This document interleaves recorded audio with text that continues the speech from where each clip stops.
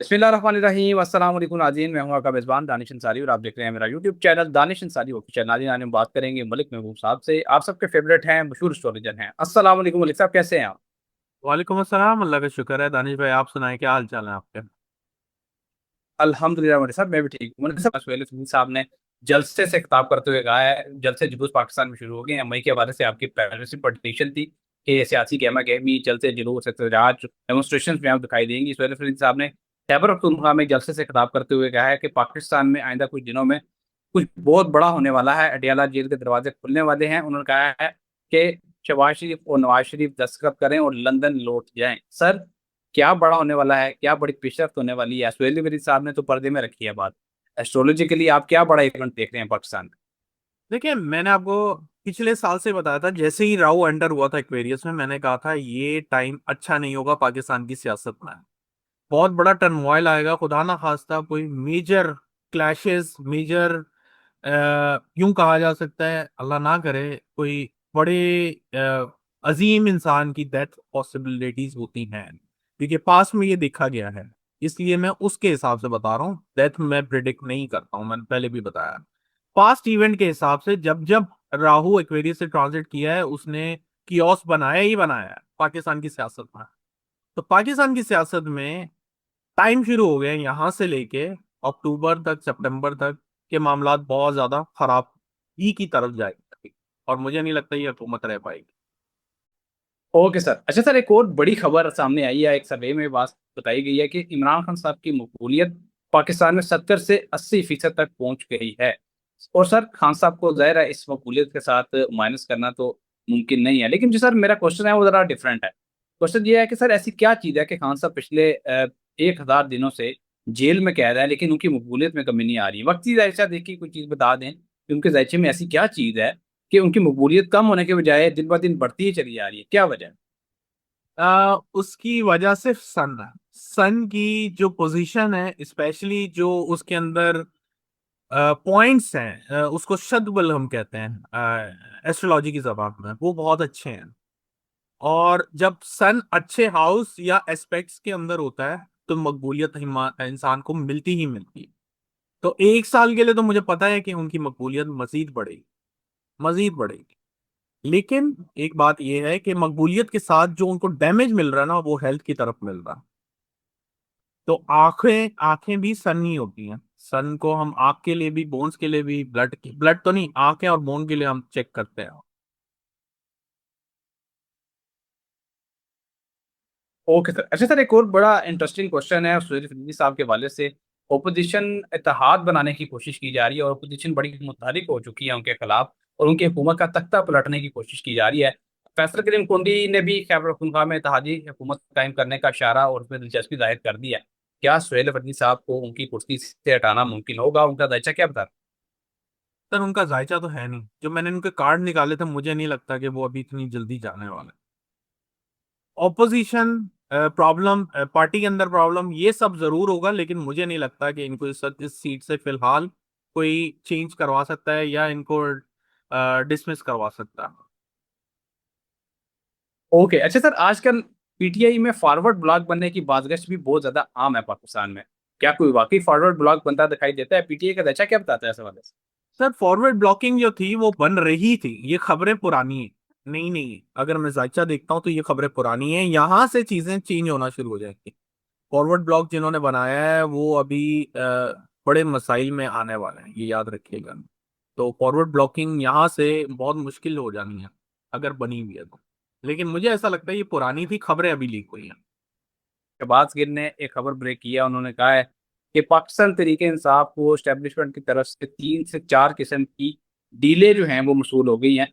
इससे पहले भी एस्टेब्लिशमेंट की तरफ से डील्स जो हैं पीटीआई को ऑफर होने की खबरें हमारे सामने आती रही थी, लेकिन इस मरतबा इसकी तस्दीक जो है वो बहुत से और सोर्सेज भी कर रहे हैं कि पीटीआई को एस्टेब्लिशमेंट की तरफ से डील ऑफर की गई है। और सर, आपने भी ये प्रडिक्शन की थी, आपने बताया था कि डील को बिला वजह ही बदनाम किया गया है। एट द एंड होना यही है कि एस्टेब्लिशमेंट और पीटीआई के दरमियान कुछ मामला तय पा जाएंगे, कुछ खुला सफाई हो जाएगी और उसके बाद पीटीआई की इकतदार में वापसी होगी।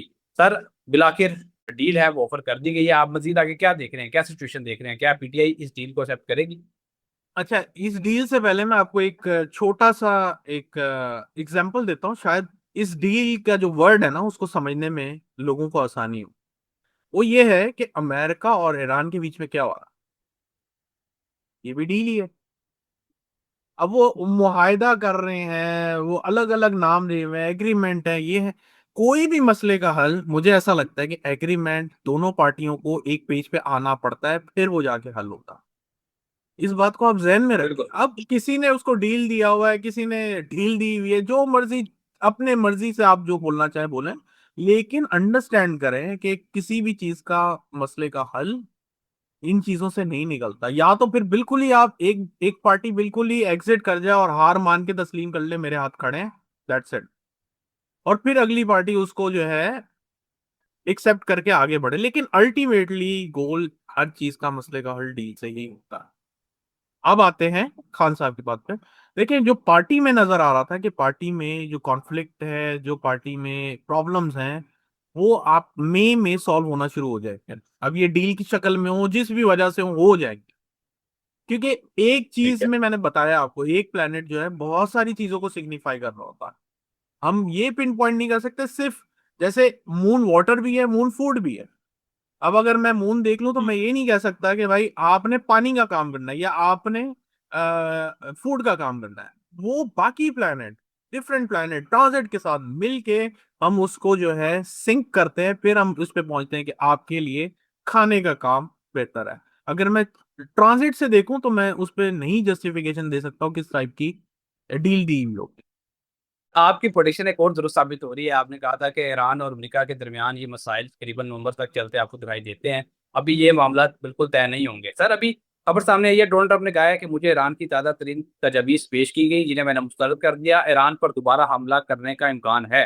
दूसरी तरफ ईरान की फौज ने कहा है कि अमेरिका के साथ दोबारा जंग छिड़ने का इम्कान इम्कान है। अफवाज किसी भी नई मुहिमजोई के लिए तैयार हैं। सर दोनों तरफ से इस इम्कान का शिद्दत से इजहार किया जा रहा है कि आइंदा आने वाले दिनों में कोई झड़प, कोई जंग, कोई महाज, कोई गोलाबारी हो सकती है। आप क्या देख रहे हैं, कौन से दिन इंपॉर्टेंट है जब आप ये देख सकते हैं कि गोलाबारी या कोई मिसाइल अटैक या कोई शिप को कब्जा कर लेना, इस तरह की चीज आपको क्या दिखाई देती देखिए, शिप को कब्जा कर लेना, पानी में ऐसे मिसाइल होंगे, लेकिन मैंने जैसे आपको पहले भी कहा है, मुझे नहीं लगता कि अब जैसे जमीनी वॉर हुई थी लास्ट टाइम, जमीनी जंग हुई थी, बॉम्ब गिराए गए, ये वो नहीं होगा।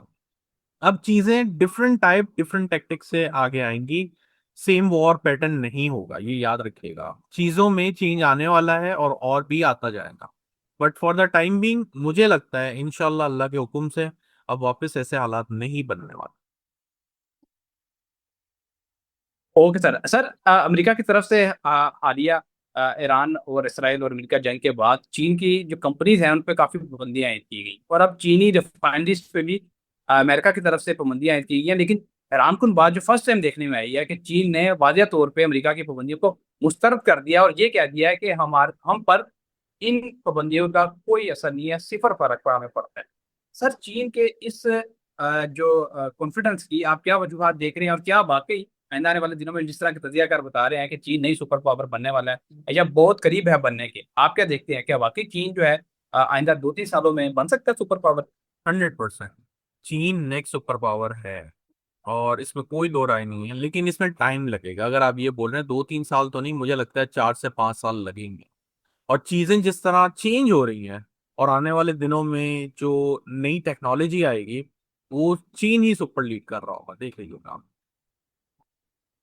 Okay sir. अच्छा सर, एक लास्ट क्वेश्चन करूंगा, बहुत इंपॉर्टेंट है क्योंकि इसमें इंसानी जानों का दया है और कहीं पे भी दुनिया में इंसानी जानों का दया होना उस पर अफसोस होता है। अभी सर इसराइल के हवाले से खबर आ रही है, इसराइल की तरफ से लिबनान में जंगबंदी के बावजूद अटैक किया गया है और कई लोगों की अमवात की खबरें सामने आ रही हैं। सर ये सिलसिला कब रुकेगा? एक तरफ जंगबंदी का मुआहदा तय पा चुका है, दूसरी तरफ गोलाबारी की जा रही है लिबनान पे। ये सिलसिला कब तक आप रुकते हुए देख रहे मुझे नहीं लगता सर ये आसानी से रुकेगा। ये थोड़े टाइम के बाद फिर पॉज अनपॉज, पॉज अनपॉज। क्योंकि इसराइल जो है ना, जंगी जराइम के लिए बहुत एक्टिव दिख रहा है ऐसा। तो मुझे नहीं लगता कि ये सुकून से बैठेंगे। ये एक जगह बंद होगा, दूसरी जगह शुरू, दूसरी जगह बंद होगा, तीसरी जगह शुरू। तो अल्लाह करे, अल्लाह ही इसमें बेहतरी ला सकता है। हम कुछ भी नहीं कर सकता, हम सिर्फ सितारे जो चल रहे होते हैं उसको ट्रांसलेट करके बताते हैं। ना हमारा रैप कैल में ना कुछ, ये कैलकुलेशन है, कैलकुलेशन के हिसाब से 60 to 70% राइट होती है। मैं बहुत दफा बता चुका हूँ, और इसको इतना ही हमें लेना चाहिए। इससे ज्यादा अगर हम ले रहे हैं तो फिर आप अपना ईमान खराब कर रहे हैं। मार्च में हमने दो बड़ी जंगें देखी, एक ईरान इसराइल और अमेरिका के दरमियान, और एक बड़ी जंग पाकिस्तान और अफगानिस्तान के दरमियान हुई। और उसकी तारीख में बहुत कम मिसाल मिलती है, क्योंकि पाकिस्तान के अफगानिस्तान के साथ इतने शदीद ताल्लुकात खराब नहीं हुए। लेकिन हम गुज़श्ता 2-3 हफ्तों में देख रहे थे कि पाकिस्तान और अफगानिस्तान बड़े बेहतरीन और नरमी से अपने मसाइल को हल कर रहे थे। लेकिन आज ख्वाजा आसिफ साहब का बयान आया है, उन्होंने कहा है कि भारत अफगानिस्तान के जरिए प्रॉक्सी वार कर रहा है और अफगानिस्तान के साथ अभी कोई जंगबंदी हमारी नहीं है। इसका मतलब ये कुछ लोग कह रहे हैं, तजियाकार कह रहे हैं कि पाकिस्तान कोई बड़ा ऑपरेशन करने वाला है अफगानिस्तान के खिलाफ। आप क्या देख रहे हैं, पाकिस्तान को अपने वेस्ट एंड से कोई ऐसी चीज दिखाई देती है कि पाकिस्तान दोबारा कोई नया महाज खोलने वाला है? आपको क्या देख रहे हैं इस बात से?